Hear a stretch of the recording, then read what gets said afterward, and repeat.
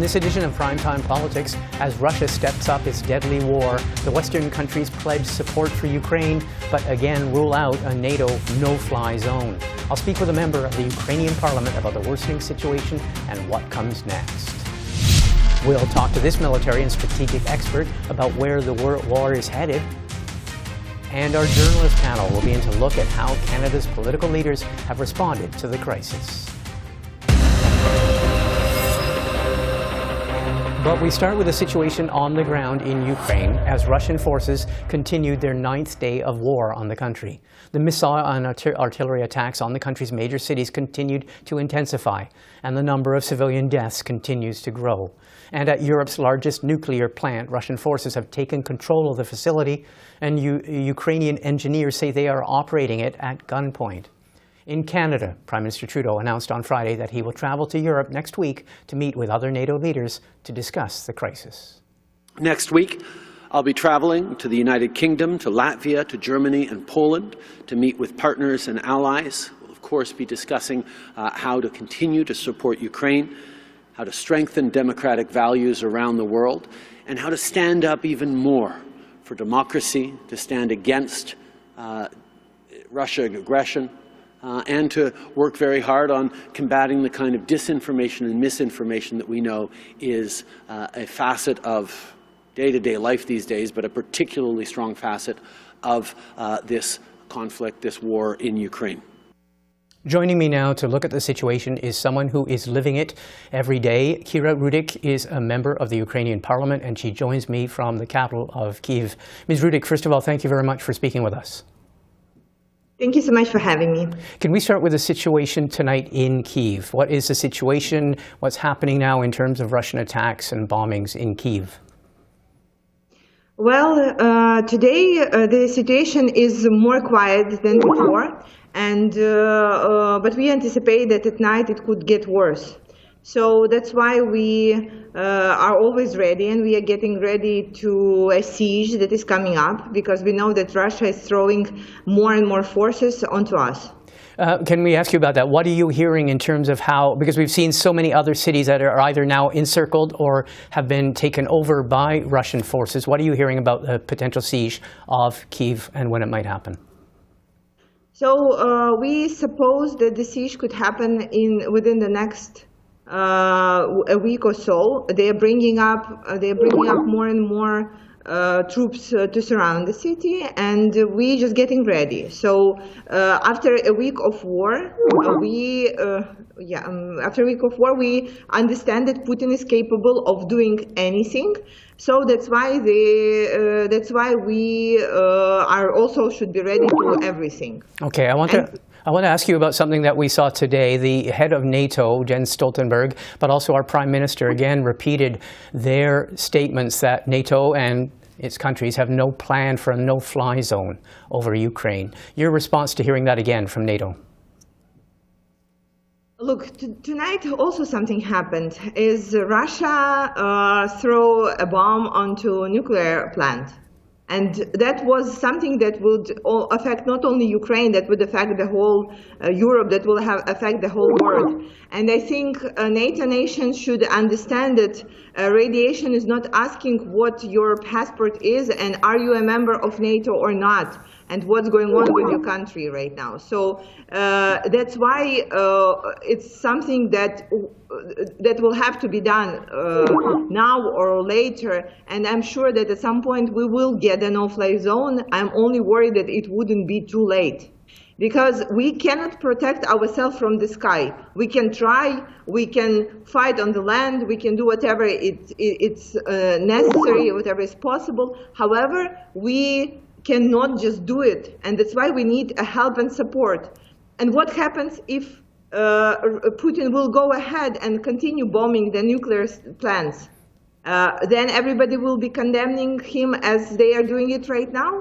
I don't think so. So this is why it's super important that NATO nations do understand it, and that this is a threat to the whole world right now that is happening. And again, we warned the world that condemnation with them wouldn't have, with Putin, it doesn't work. Condemnation is not the thing that scares him. What about, I mean, I've heard some of your fellow leaders, though, in Ukraine saying that they're now getting used to the concept after having been told it by NATO time and time again that there won't be a no-fly zone, that NATO is not ready to take that step. We hear NATO leaders all saying they think it could precipitate a third world war, a nuclear war, when NATO leaders continue to repeat, though, that they have no intention of doing that. You're still optimistic it could happen? Well, I'm optimistic that it will probably not happen all the way when Jens Stoltenberg is coming out and saying, oh, hello, we decided to provide a no-fly zone. Yeah, well, this probably not the way that it would happen. But we can get additional supplies, additional weaponry. And my suggestion to all the generals that I've been talking to is to say, it's not us. Putin is saying it all the time, all the ways. It's not us. So this is what we should do. Okay. Can I ask you, as a member of Parliament, your Parliament sat again. You met for a special meeting. It was held under high security. I think it was also where you were meeting, I think, was kept secret. I'm not sure about that. But so you met again. Why was it important for you as parliamentarians to meet in Kyiv again? Well, first of all, it's a symbol that every Ukrainian is fulfilling his or her duty right now. Doctors are working during the war, soldiers are fighting, and teachers are teaching, and we as parliamentarians need to be working, need to be coming and voting for the important legislation for our country. And this was very symbolic, that no matter that our intelligence team said, no, not at all, like red alert, that people from all over the country came in together and came in to vote for the important parts of new life that we are facing, the life at war. And we voted for it, and we were singing national anthem. It was very dramatic, but also very inspirational. You know what one of my fellow politicians said, who is not a parliamentarian? He said, now I do not distinguish you anymore. With the faction oppositions, you are just like our parliamentarians whom we hope that will do the right thing. I have to ask you about reports we saw this week in the Washington Post and across the world of alleged assassination teams that have been sent by the Russians to try to assassinate President Zelensky and other senior government officials. Now, we've been told that 2 of those teams were intercepted, killed or wounded. There's also reports of potentially others. Are you concerned, as members of Parliament, that you are under particular threat in terms of your own personal safety? Well, there has been distributed a Putin's kill list, and I know I'm on this list, but I'm not too worried about it because, well, we'll have to protect ourselves from Russian soldiers anyway. So this is like a matter right now or a more global threat. It's either we win against Putin or we die, and then like it doesn't really matter who is attacking who. We have reports, and you see them, I mean, you're closer to it than we are, of other cities where the civilian damage, the damage to civilians where ordinary people are living, schools, high-rise buildings, medical clinics are being destroyed, and hundreds of people are being killed. There are forecasts it's just going to get worse, and you just mentioned you're expecting a siege of Kyiv any time now. How much further can the defenders of Ukraine go? Well, we can go as far as our life takes us. We have supplies for 14 days right now, and we do really hope, we do really hope that during that time we are getting the no-fly zone or additional support. Okay. And you have signed up for the militia? The pictures of you with a submachine gun to defend your neighborhood and your area, your district? Yeah. Well, listen, I want to wish you safety. I want to wish you success. I want to wish you all the best. And thank you very much for speaking with us. We will keep in contact, and good luck. Thank you so much. I appreciate it. Thank you so much for having me. The Russian war on Ukraine continues to increase in intensity and in savagery as Ukrainian civilians are dying in ever-increasing numbers. But on Friday, NATO leaders repeated that they have no intention of trying to implement a NATO-imposed no-fly zone in Ukrainian airspace. Joining me now is Christian Leuprecht. He's a professor of military studies at Royal Military College and political science at Queen's University in Kingston, Ontario. First of all, Professor Leuprecht, as I mentioned, NATO again has said that there will be no NATO planes over Ukraine. We heard that from Jens Stoltenberg today. Go over the rationale for that refusal or what they're saying.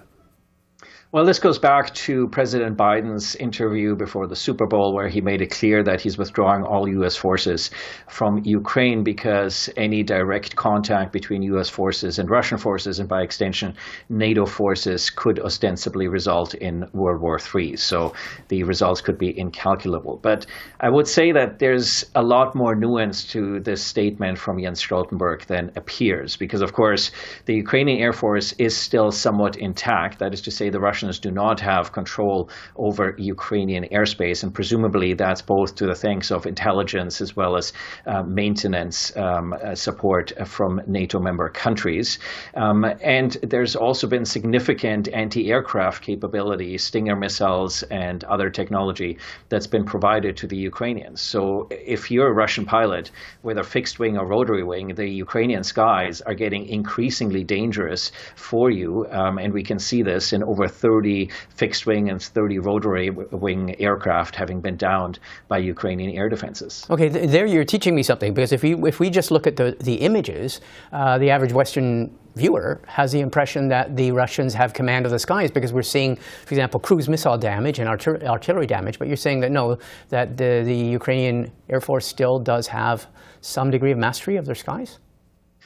They do, and the Russians also don't control the automated space. That is to say, even the cruise missiles are subject to being shot down, as we saw a couple days ago over Kyiv. Now, of course, sometimes they succeed with the airstrikes, but the Ukrainians have proven as agile in their air defenses and are even still able to carry out some airstrikes on Russian targets, as they have proven on the ground, I think, much to everybody's amazement, in particular because traditionally Ukrainian armed forces had trouble at interoperations between, for instance, ground forces and air forces. And so that's one of the things that the NATO training mission, or I should say the US, UK, Canadian training mission there since 2015 has evidently significantly improved in terms of coordination. Okay, training mission. The other thing, though, too, is that we've been told that Canada is helping pay for it, but we're also told that the United States is helping provide it, and that is intelligence, direct satellite communications in terms of where Russian forces are. How much is that part of them controlling the skies, or is that just in terms of trying to deal with the Russian invaders? No, so what NATO and the Americans are likely providing here is full domain awareness in terms of intelligence. So open source as well as classified sources, satellite and geostrategic intelligence, as well as signals intelligence, so that's to say communications.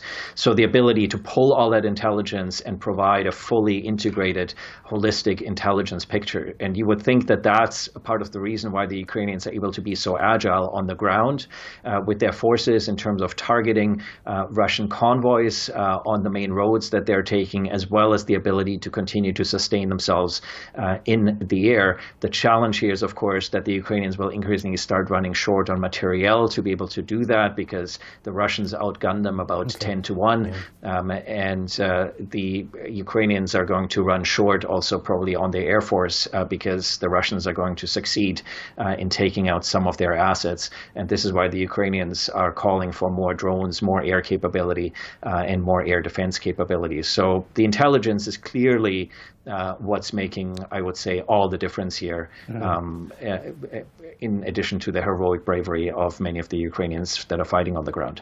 And when, as we just had a Ukrainian member of parliament, when they continue to ask and say we need a no-fly zone, the answer is? That NATO is not going to take that risk for the time being. I do think there is a prospect of potentially escalating. I suspect the Russians will start targeting the supply convoys that are running from Poland into Ukraine. And it's entirely conceivable that as the Russians do this with cruise missiles, one of those might stray into Polish territory, at which point Poland would call in Article 5 under the NATO treaty. And at that point, NATO would need to stand united with Poland, as I think they will. And at that point, NATO will get drawn into the conflict. So you're describing a very, very volatile, very, very dangerous situation. We have the largest country in the world with a very capable military fighting the largest country in Europe with a very significant and challenging terrain. And so it means that any sort of affrontment, any confrontation between the two was always going to have very significant potential for spillover effects beyond the boundaries of Ukraine. And I think we need to all be prepared for that eventuality. Day by day, we're seeing an increasing intensity, and I'm calling it increasing barbarism and increasing savagery with these missile and bomb and artillery attacks hitting civilian targets. I mean, killing more and more civilians at a greater rate. Should we expect this to be what we're going to see for the next few weeks, and even more so? It's important to understand this is not by accident, this is by intent. It is part of Russian military doctrine. Atrocities, grave human rights violations. The Wagner groups are Putin's private military corporation. Its operations in Africa, it's been sanctioned by the European Union for its human rights abuses. If we look at the way the Russian forces conduct themselves in Chechnya, where they razed an entire city that resisted them, and if you look at Syria, where Russian forces engaged, among other things, in carpet bombing against civilian populations, this is part of Russian doctrine to demoralize local populations, to try to break the back of local resistance with overwhelming firepower. And we are now seeing Russian doctrine in full effect in Ukraine. And so I would conjecture that it is likely going to get very ugly for local populations in the coming days. I guess that's the other question for the public and for political decision makers. As we watch this, as everyone who's in the know is predicting it's going to get much, much, much worse. What do you make of it in terms of what the options that this leaves for shocked Western populations? Well, I think we need to settle in for the long haul. There's a few ways that this could play out. One is that the Russians take a Chechnya-style scorched earth approach to Ukraine and raze their cities. Another is that the Russians eventually take Kyiv and achieve their initial objective of overturning the government in Kyiv and install their puppet regime, in which case we're likely going to see an Afghanistan-style 1980s war of attrition against the Russians. The Russians have already lost reportedly 9,000 servicemen. They lost a total of 13,000 servicemen over 10 years in Afghanistan. So this is already extremely bloody for the Russians, and NATO has signaled it's going to get a lot bloodier. But there is also now, I think, an inkling of hope that the defenders may actually be able to hold Kyiv, that they can hold off the columns that are approaching on Kyiv from the east and from the south, and that they may be able to stop the encirclement. I think this is what the supply lines are currently about. And if the defenders were able to hold Kyiv, that would be a turning point in the war, because it would mean that Putin has failed at his fundamental objective for this invasion in the first place. Okay, Professor Leuprecht, we will no doubt check in with you again. I want to thank you very much for speaking with us. My pleasure. Thank you.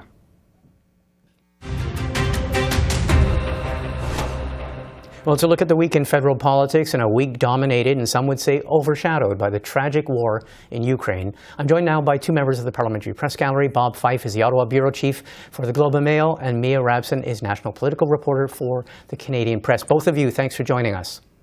Thank you. You're welcome.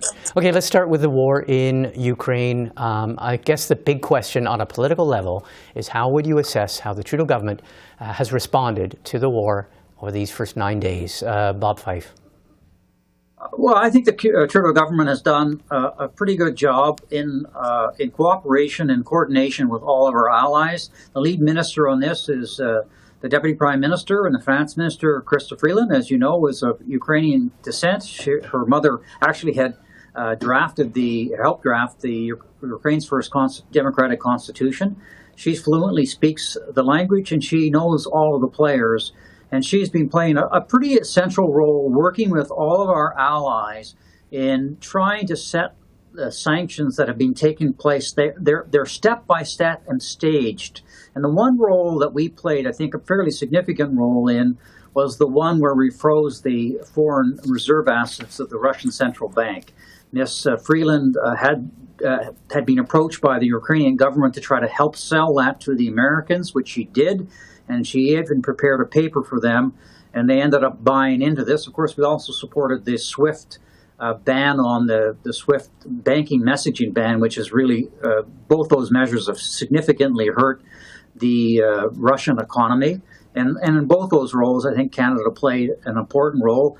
But we've done a whole other series of measures, whether it's banning Aeroflot flights or banning ships, Russian ships from our ports. All of this was done in coordination with our allies. Okay, Mia, how would you? What stands out for you when you look at how the federal government has reacted over these 9 days? Certainly, to pick up on what Bob was saying, the coordinated effort between Canada and its allies every day coming out, new sanctions, new pushbacks against Russia. It in some ways feels like the invasion has happened more than 9 days ago because of so much happening in the last week. But in 9 days, Russia has become probably, maybe after North Korea, the most isolated country in the world right now. People can't get out. There's no flights. Their banking system is collapsing. All of these international companies are pulling out. And Canada was sort of right there taking a lead, as Bob mentioned, on some of it, and in lockstep with its allies in doing all of this. And none of these would really work very well if it wasn't in lockstep. If anybody, especially any of the major players, were not on board, this would not have worked as well as it already has. And so that coordinated, and I think Justin Trudeau himself used the word seamless today, response is really what stands out a lot about what's happened. Okay, I want to get to the opposition's reaction and how it's played among the opposition parties. But I would raise one thing, though. I mean, we had again today NATO saying that there is not going to be a no-fly zone. There will not be a NATO-imposed no-fly zone. We had the Prime Minister echoing that again. All of them citing the risk of a third world war. But when you're dealing with a population, such as every Western population, which is watching day by day the drip, drip, drip of a war that's getting worse and worse and worse, and the literally carnage, which is getting worse and worse, how do you deal with the frustration of a public which says, can't we do more? Can't we do more on the military level? Bob or Mia? Well, I mean, the problem we have, and this is a serious one, do we want to risk an all-out war with Russia by imposing a no-fly zone?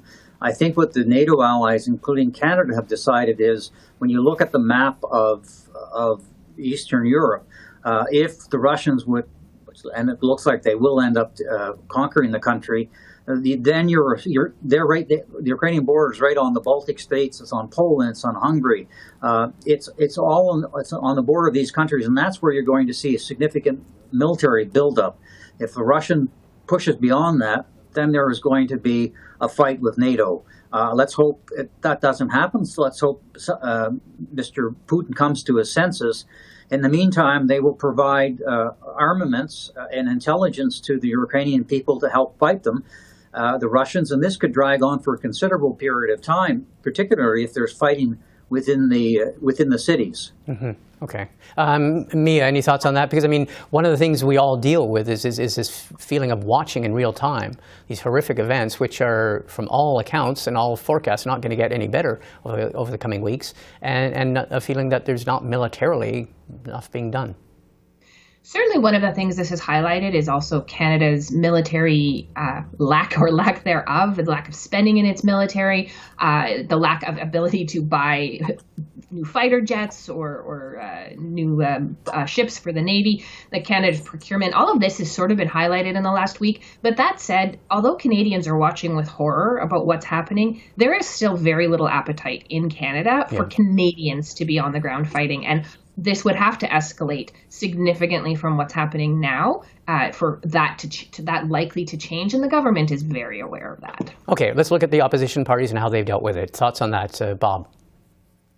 Well, I mean, the opposition parties on the whole have been supportive of the government's measures. The one thing, I mean, they were ahead of the government on some of the measures, for example, on the immigration and in terms of some of the sanctions. But that was because we were doing stuff in concerted effort with our allies. Mm-hmm. The one thing I think where the opposition parties are probably offside on is that they've been, or at least the Conservatives are demanding that Canada expel the Russian ambassador to Canada and bring back our ambassador from Moscow. And, you know, I don't think that's a very good idea. We saw Mr. Harper do that with Iran, and now we do not have diplomatic relations with Iran. And look at all the consular cases and all the incidences where we would have benefited from having diplomats in Tehran, and they would have benefited from being able to be in this country. So it sounds good, but in the long run, I think it's self-defeating. We do need to talk to the Russians, no matter if we despise them for what they are doing. Mm-hmm. Okay, Mia, I want something that's in your camp, because I know you follow the environment and energy and resources. This is resuscitated. I mean, we saw a conservative motion being debated during this week on this. It's resuscitated the issue of natural gas and oil exports from Canada, this time with the view of, wouldn't it be a better world if we could supply Europe with the gas and oil that it relies on Russia for? It's relaunched the whole debate. Any thoughts on that? Well, I mean, my first thought when I saw this come up was that clearly all politics really are local, because we're finding a way to Canadianize even this event that's happening in Ukraine. Certainly, that's not surprising. I mean, these are particularly the Conservatives, and Western Conservatives more so than anyone, have been pushing the idea of exporting more Canadian oil and gas, whether it was to Europe or other parts of the world. They want to do that. Of course, the problem for them and for Canada, if it was even something they would consider, is that idea of a pipeline, a new pipeline from the west to the east to bring that natural gas or oil, fell apart largely because Quebec has no interest in building it. And that's not changed. That didn't change this week. It didn't change last week. It's not going to change next week. So it's sort of putting a domestic political spin on something that's really not going to happen, but can maybe give them some political points at home for pushing it. That was the ill-fated, Energy East pipeline? Yes, yeah, absolutely. I mean, and the Quebec government it's a non-starter in Quebec for the most part, and it's certainly a non-starter for the government. And I've conversely heard people from the environment world say, well, if we moved faster to adapt to climate change and got off oil and gas, then Europe wouldn't be as dependent on Russia anyway. So there's lots of ways that you can spin how to make this move forward on this particular front. Okay, I want to ask a question just briefly about the other big development this week on a purely domestic political level. The Conservative Party of Canada released basically its rules, its timeline, its spending limits for a September leadership vote. So that we now have a date, and it's a longish campaign as opposed to a shortish campaign. We also saw Jean Charest in a downtown Ottawa hotel room holding court and sussing out people for what level of support he might get if he were to join the leadership race. And we also have one name of someone who's going to join the fray with Pierre Poilievre. We have Scott Aitchison from Parry Sound, who says he's going to announce his candidacy next week. What are you watching? What has caught your attention? I mean, I've mentioned a few of them. What has caught your attention in the CPC leadership race this week? Bob? Well, look, Mr. Charest's entrance into this leadership race, which I expect he will announce fairly soon, is going to be a very interesting race between somebody with enormous experience in government, a very good public speaker with great contacts across the country, against a right-wing populist like Pierre Poilievre, who has deep roots in the right-wing and social conservative part of the party, and he's already ahead with MPs, and he's no doubt the front runner.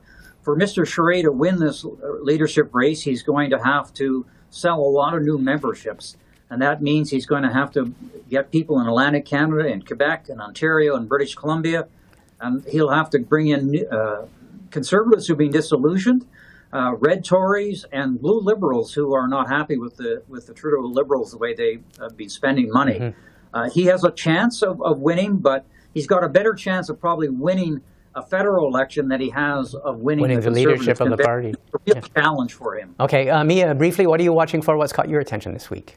Certainly the battle between Pierre Poilievre and Jean Charest is this is maybe turning into the race that nobody was expecting, and it's a bit of a reckoning for the Conservative Party of the future. What kind of Conservative Party do they want? We already saw that argument kind of happening over the last leadership with Erin O'Toole, sort of people saying he moved the party too close to the center.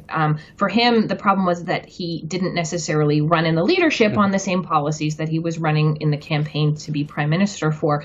But as Bob said, Jean Charest might have a better chance to be the prime minister. Pierre Poilievre, conversely, has a pretty good chance to win the leadership, but what will be used against him by his opponents, like Jean Charest, is that he might not have a good shot at winning the whole thing to win the next election. So it'll be a really interesting race and a sort of a battle to the finish that's already turning pretty nasty. Okay, well, lots to watch, and something tells me we'll be raising that issue again in the weeks to come. I want to thank both of you for spending the time with us. Thank you. Well, that's all for another edition of Primetime Politics on CPAC. I'm Martin Stringer. Thanks for watching, and have a great weekend.